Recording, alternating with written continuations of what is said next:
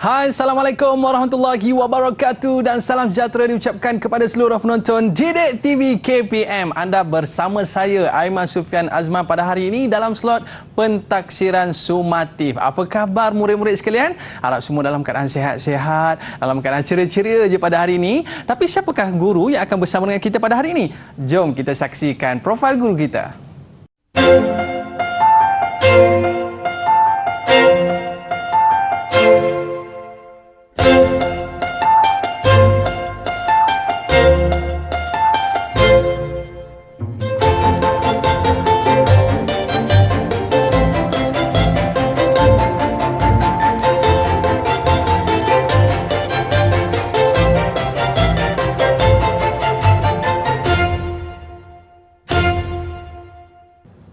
Baiklah, kita bawakan kepada anda penolong pengarah Sektor Pembinaan Instrumen Teknikal dan Vokasional Lembaga Peperiksaan KPM iaitu Puan Wan Nur Hanim Abdul Aziz. Apa khabar Puan Hanim? Waalaikumsalam, sihat Alhamdulillah. Aiman, macam mana sihat hari ini? Saya pun sihat juga Puan. Terima kasih Puan kerana bersama dengan kita pada hari ini. Ya, boleh kita berkongsi apa yang ingin saya sampaikan pada hari ini. Baik, dengan Aiman. Terima kasih. Dan juga bersama dengan kita pada hari ini Cikgu Suhaili Abdul Ghani daripada SK Pendidikan Khas Jalan Batu Kuala Lumpur. Apa khabar Cikgu?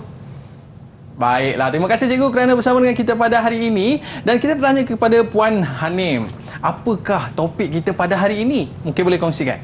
Okey, Aiman, pada hari ini cikgu akan berkongsi dengan Aiman dan rakan penonton sekalian berkaitan pentaksiran sumatif menengah rendah, format pentaksiran instrumen menengah rendah, ujian akhir sesi akademik tingkatan 1, 2 dan 3 bagi subjek asas sains komputer, reka bentuk dan teknologi. Jadi kepada penonton-penonton, murid-murid sekalian, anda semua dah bersedia? Yes, kalau dah bersedia, jom kita bersama dengan Puan Hanim. Dipersilakan. Okey, Aiman, sebelum saya menerangkan dengan lebih lanjut berkaitan dengan format ni, saya nak tanya dahulu Aiman.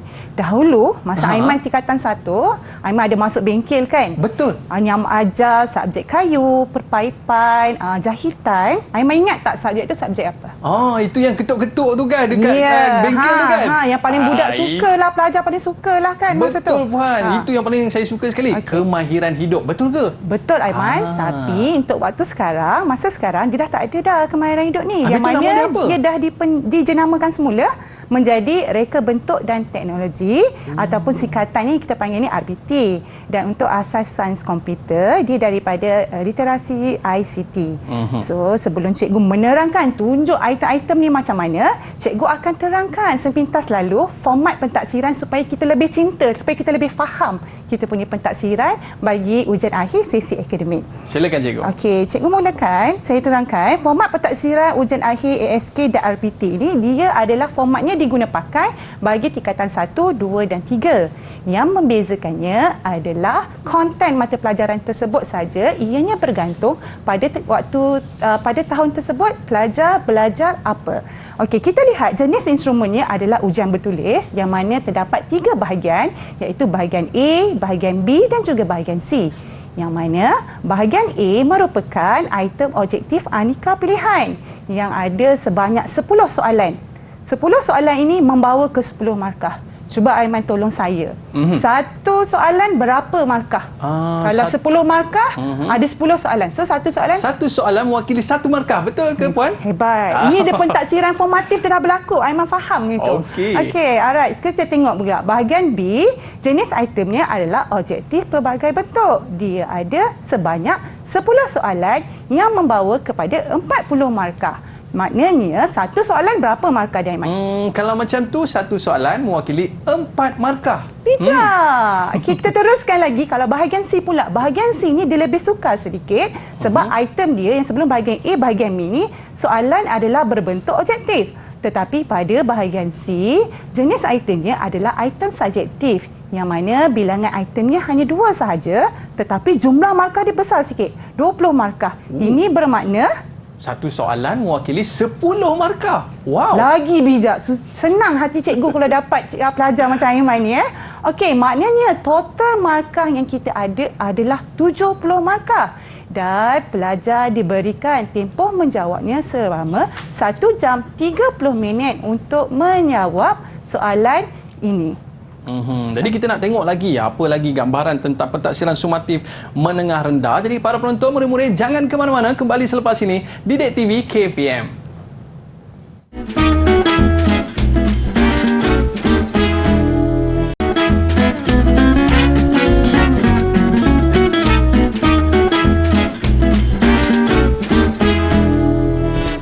Kembali bersama saya Aiman Sufian Azman di Didik TV KPM pada hari ini dalam slot pentaksiran sumatif, yang mana pada hari ini kita nak cerita tentang apa? Format pentaksiran instrumen peringkat menengah rendah. Bersama dengan kita pada hari ini Puan Hanim.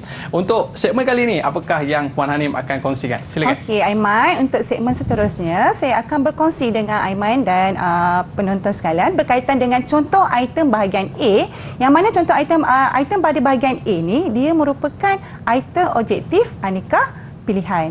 Kita lihat dahulu untuk bahagian A dan juga bahagian B yang menggunakan konstruk yang sama, iaitu konstruk pengetahuan, yang mana pelajar perlu mempunyai pengetahuan berkaitan dengan teknologi, fakta, konvensional, urutan, kategori ataupun perkelasan, kriteria, kaedah ataupun metodologi serta juga prinsip.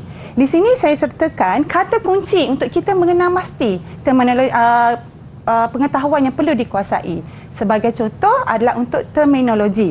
Kata kunci yang perlu kita ketahui ialah berkaitan dengan definisi, istilah ataupun pengertian. Manakala fakta berkaitan dengan fungsi, kegunaan, tujuan ataupun jenis. Konvensional adalah berkaitan dengan simbol, tanda ataupun unit.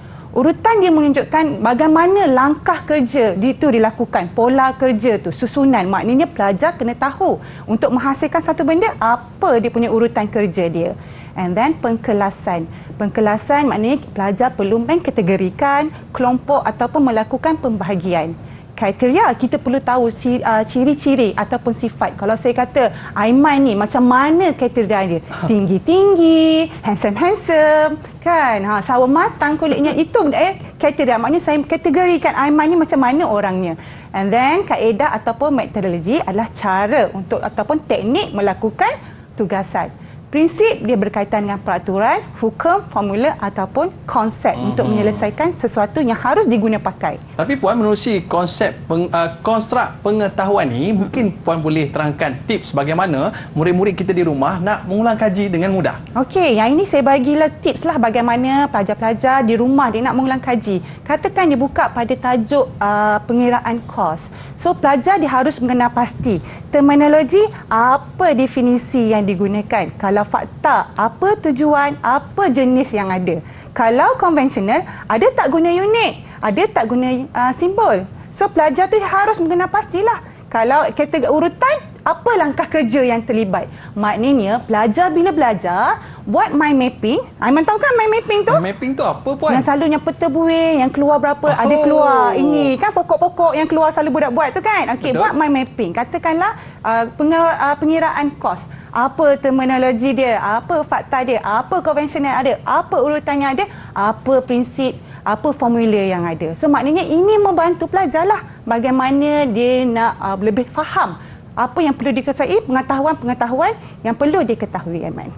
Okey, seterusnya saya akan tunjukkan item objektif aneka pilihan. Ini adalah menggunakan konstruk kriteria. Kalau tadi kita kata kalau kriteria dia berkaitan dengan ciri-ciri.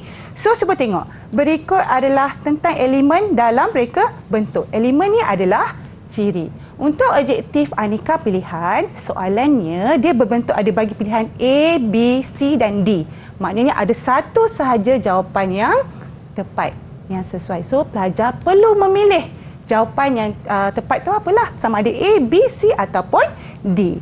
Okey, kemudian kita tengok kalau fakta dia tidak semestinya dia hanya perlu tahu satu. Yang ini kita panggil juga masih lagi aneka pilihan, tetapi dia terdapat kita bagi dia antara berikut yang manakah jenis ukuran yang digunakan untuk membeza dan mengukur saiz kualiti imej digital.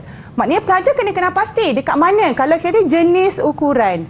Mungkin adalah piksel, resolusi ataupun kedalaman bit. Cuba tengok ada tak 1, 3 dan 4. So mungkin jawapannya adalah C. Maknanya pelajar dia kena kenal pasti mana pilihan jawapan yang betul. Kalau tadi dia hanya tahu satu tu kan. Maknanya dia macam senang lagi, tapi bila macam ni dia kena tahu, dia kena pilih mana yang betul antara pilihan yang ada. Kemudian ini adalah konvensional. Ini tadi cikgu dah cakap, saya dah cakap dah. Konvensional ni ianya berkaitan dengan simbol. Ini adalah simbol dalam carta alih.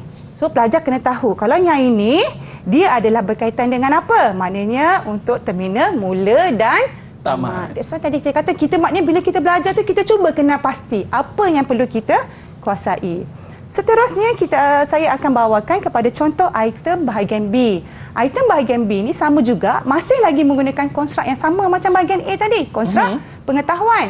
Cuma bahagian B ini dia menggunakan item objektif pelbagai bentuk OPB. Kalau selalu cakap, orang selalu kenal item objektif ni yang MCQ tu, A, B, C dan D. Betul. Sebenarnya dia ada pelbagai bentuk. Ini dikatakan item objektif pelbagai bentuk. Yang mana kita ada padanan, benar palsu, isi tempat kosong, pernyataan betul dan salah. Yang ini dia memilih respon. Yang ini pelajar perlu menyatakan respon. Okey, kita tengok apa beza dia. Ini adalah contoh padanan.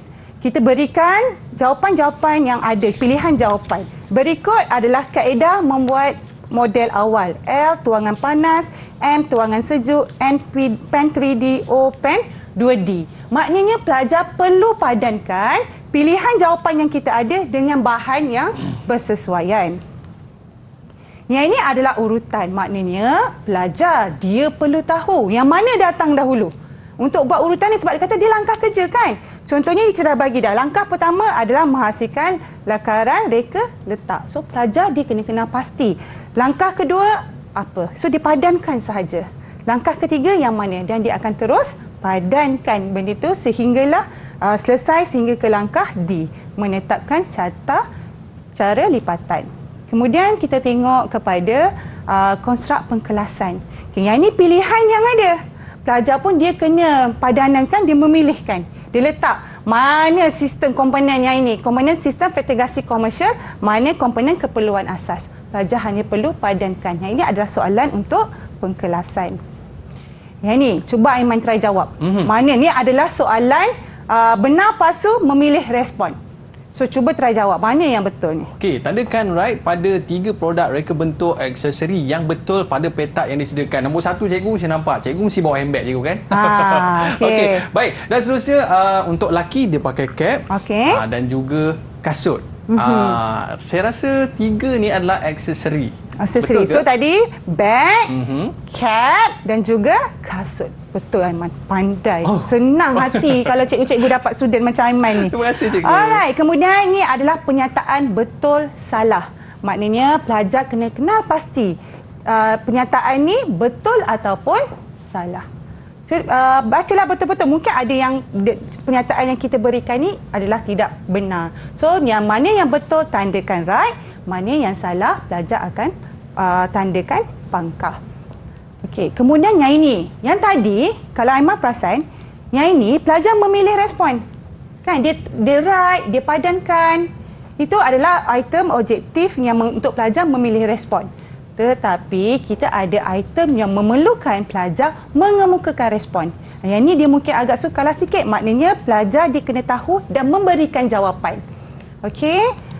Yang ini adalah item objektif bergrade. Maknanya dia perlu tahu apakah dia akan dapat markah dia bergrade lah dia bagi. First kali kalau macam ni dia suruh kirakan berapakah kos pengeluaran. So maknanya pelajar perlu tahu kos bahan tambah kos upah tambah kos sampingan berapa. So kalau dia letak ni dia dapat 1 markah grade yang pertama. Dia letak bagi jawapan grade yang kedua dan dia letak lagi 1 jawapan lagi grade yang 3. That's why kita berkatakan sebagai item objektif bergrade yang perlu memulakan respon. Kemudian ini dia tidak semestinya kita hanya menggunakan dia memilih respon atau mengemukakan. Kita juga boleh meminta pelajar dua-dua. Yang pertama ni dia padanan. Tapi pelajar dia memilih respon. Dia padankan saja mana yang betul. Dan yang ni dia nak pelajar kemukakan respon. So item tu boleh berlaku sama ada pelajar perlu mengemukakan respon ataupun pelajar perlu memilih respon. Dia tidak semestinya berlaku satu sahaja sama ada salah satu daripada berikutnya. Baik, jadi kita nak berehat seketika cikgu. Okey. Baik, para penonton jangan ke mana-mana, kembali selepas ini di Didik TV KPM.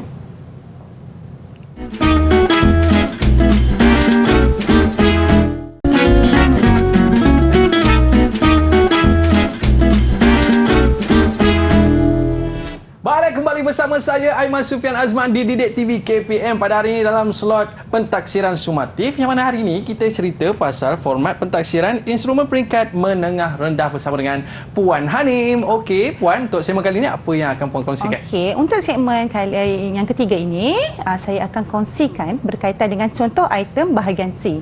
Okey, kalau sebelum ini item bahagian A dan juga bahagian B ia berkaitan dengan item objektif. Tetapi bagi bahagian C, ianya berkaitan dengan item subjektif yang kita akan nilai pelajar. Konstruk yang diukur pada bahagian C adalah berkaitan dengan kefahaman, aplikasi, analisis, penilaian dan mereka cipta. Yang mana pelajar sebelum ini dia mempunyai pengetahuan. Sekarang kita nak tengok macam mana pelajar ini menggunakan pengetahuan dia dalam situasi-situasi yang kita berikan untuk menunjukkan bagaimana, sejauh mana kefahaman pelajar, bagaimana dia boleh apply, macam mana dia boleh aplikasi, bagaimana mereka membuat penilaian dan dia membuat reka cipta. Okey, sebagai contohnya untuk kefahaman, ia adalah berkaitan dengan kebolehan kognitif yang melibatkan penggunaan pengetahuan tanpa situasi baru. Maknanya hanya apa yang pelajar tu faham dan dia nyatakan apa yang dia faham berdasarkan pengetahuan yang ada. Tapi aplikasi, pelajar akan menggunakan pengetahuan, bahan, idea ataupun strategi dalam satu situasi yang baru. Contohnya pelajar di bengkel, dia belajar bagaimana nak tukar tayar. Tetapi bila di situasi yang baru, tiba-tiba rosak di tengah jalan. Alamak. Apa yang dia kena buat? Itu yang kita katakan aplikasi pada situasi baru. Kemudian analisis. Analisis ni dia akan mengasingkan komponen-komponen maklumat yang kita berikan untuk dia menyelesaikan soalan tersebut. Bagi penilaian pula, dia akan pelajar perlu membuat pertimbangan antara mana dia nak pilih. Mana jalan yang terbaik. Contoh A dan B, mana yang paling bagus. So, dia kena buatlah pro and con. So, dia melihat A. Kalau dia nak pilih A, apa dia? Dia mewajarkan keputusan dia tu. Itu yang dikatakan sebagai penilaian. Dan mereka cipta, dia cipta satu benda yang baru berdasarkan apa situasi yang kita berikan. Okey, jadi kita nak tengok ni bahagian C, Puan Ya, betul. Tapi apa beza dengan bahagian A serta bahagian B? Ada beza tak di antara ketiga-tiga bahagian? Alright. Kalau bahagian C ini, kita boleh menilai sejauh mana kedalaman pengetahuan dan kemahiran pelajar. Jawapan yang diberikan juga dia adalah pelbagai. Dia tidak semestinya jawapan satu je. Macam objektif tadi satu je betul. Tapi kalau subjektif ni dia subjektiviti. Maknanya pelajar boleh mengemukakan responnya dengan pelbagai jawapan yang dirasakan betul. Untuk menjawab bahagian ini, pelajar haruslah mempunyai pemikiran yang kreatif dan juga kritis. Sebab soalan bahagian C, kita akan memberikannya situasi. Pelajar akan menyelesaikan masalah berdasarkan situasi yang kita berikan, Aiman. Okay. Baik, boleh kita teruskan? Mungkin ada contoh soalan ke, Puan? Tak apa, kita teruskan. Lepas ni saya nak nilai taksir Aiman. Apa yang Aiman faham pada soalan saya. Okey, kita cuba dulu. Okey, kita tengok dulu item subjektif berstruktur. Alright. Yang ini adalah stimulus. Maknanya pelajar dia perlu menjawabkan soalan ini berdasarkan stimulus yang diberikan. Sebagai contoh, Raja 5 menunjukkan senarai makanan dan menunjukkan bekas makanan yang akan digunakan untuk meletakkan makanan bekal. Okey. So, soalan yang ditanya, nyatakan 3 masalah yang akan dihadapi kalau makanan ini diletakkan dalam Tupperware ni. Apa yang masalahnya Aiman akan rasa? Saya rasalah, Puan, kalau makanan tu dicampur tiga-tiga dalam bekas, saya rasa senang nak basi ni. Senang nak basi kan? Sebab kita tengok, sebab dia ada nasi putih, ada sup sayur, ada ayam goreng. Sedap pula. So kan, kena pula sekarang macam lapar. Kan? Okey, so maknanya dia senang nak basi. Betul tak, Aiman? Lagi? Yang ada lagi kedua, tak rasanya? Saya rasa nanti nasi akan jadi kembang nanti. Kan? Sebab kan? ada sayur kat sup, dia dah tak segar. So mungkin boleh jadi keracunan juga. Sebab dah tak segar kan, bila kita makan benda tak segar, dia akan menimbulkan masalah. Okey, yang ini dia adalah soalan A. Okey. Dia membawa kepada 3 markah. Maknanya 1 betul, 1 markah. Tapi kita tengok pada yang soalan B. Kita sambung. Dia mempunyai berkaitan dengan bahagian A tadi. Bahagian A tadi, dia terangkan 3 cara untuk menyelesaikan masalah di 2A dengan menggunakan prinsip inventif bagi kaedah pemisah ruang. So, maknanya dengan menggunakan apa yang pelajar tu tahu tadi, dia akan menjawab pada bahagian soalan B. Berkait. Okey. And then kita tengok pula C. C pun dia berkait lagi. Nyatakan makanan yang sesuai diletakkan. Maknanya A, soalan B, soalan C, dia berkait dengan stimulus yang kita berikan tadi. Okey, seterusnya ini adalah soalan untuk ASK. Okey, soalan ASK ni dia jadual 1 ialah senarai nombor bulat yang tidak mengikut urutan. So, jadi soalannya dia tanya, bagaimana nyatakan jenis search yang paling sesuai bagi nombor 15 dan nyatakan alasan anda. Maknanya pelajar perlu tahu search apa yang paling sesuai diguna dan dia harus kemukakan alasan. Itulah kita namakan dia sebagai kefahaman.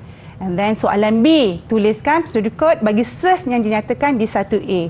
So pelajar dia memberikan jawapan dan dia akan menyatakan bagaimana nak hasilkan satu sukut bagi search yang dinyatakan di 1A. Kemudian kita tengok pula, ini adalah item subjektif berstruktur. Ini berkaitan dengan penilaian. Ini yang tadi saya kata, dia kena buat pro and con. Okay, macam ni, Raja 10A menunjukkan cermin muka yang dipasang dengan 6 biji mentol. Raja 10B menunjukkan litar yang dicadangkan bagi pendawaian mentol itu. Jika kita lihat dalam soalan ni, kita beri dua jenis litar, iaitu litar siri dan litar selari. Dalam soalan, meminta pelajar untuk membuat perbandingan antara kedua-dua litar, tentukan litar mana yang paling sesuai untuk dibuat pendawaian mentol. So maknanya kita bantu pelajar dekat sini dengan pelajar menyatakan apa kelebihan, membuat perbandinganlah antara litar siri dan litar selari. Sama ada menyatakan dia punya kelebihan ataupun dia punya kelemahan. Kemudian baru pelajar boleh membuat penilaian mana litar yang sesuai. Dan kan pelajar akan nyatakan di sini litar yang sesuai. Maknanya kalau 7 markah, kita nak 3 kan? So saat ni 1 markah, 1 markah, 1 markah, dah 3. Litar selari pun 1, 1, 1 pun 3. And then pelajar nyatakan litar yang sesuai 1 markah. So dekat situ dia jadinya 7 markah. And then pada satu soalan tu ada banyak markah ya, dia macam tak adalah jatuhnya kita letakkan 10 markah, satu soalan tu 10 markah tu rasa macam susah untuk pelajar jawab. So item berstrukturnya dia memandukan pelajar bagaimana nak menjawab soalan tersebut. Okey, kemudian tadi kita tanya litar selari ni, maknanya pelajar kena pilih mana satu litar yang okey.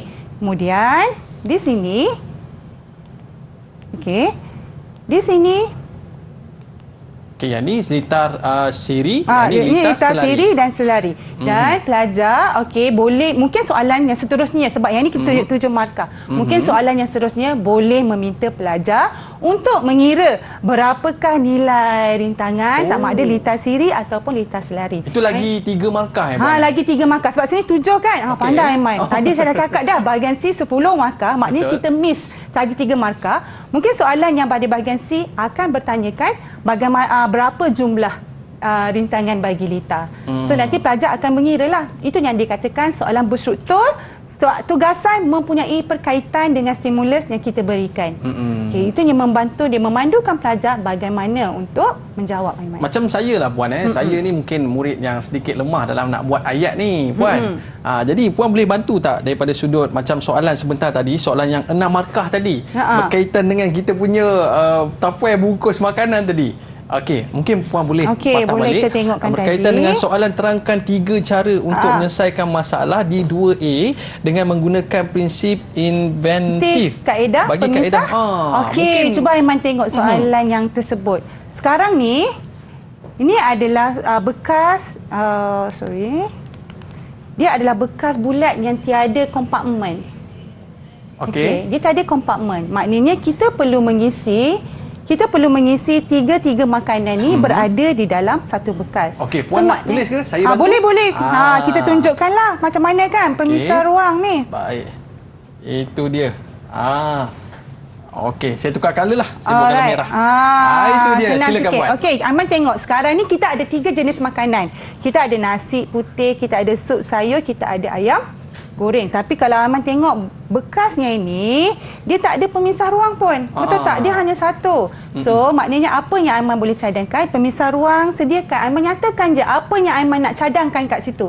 Mungkin boleh letakkan satu kompartmen. Okey, dekat sini sesuai untuk nasi putih. Yang ini sesuai untuk sup sayur. Okey. Yang ini untuk ayam goreng. That's why dia boleh pemisah ruang. Maknanya dia boleh membahagikan makanan-makanan tu. Maknanya dalam soalan ini, kalau apa yang Aiman rasa Aiman ada idea tu untuk menggunakan kaedah tu, so Aiman nyatakan saja. Sebab dia berkaitan dengan kaedah.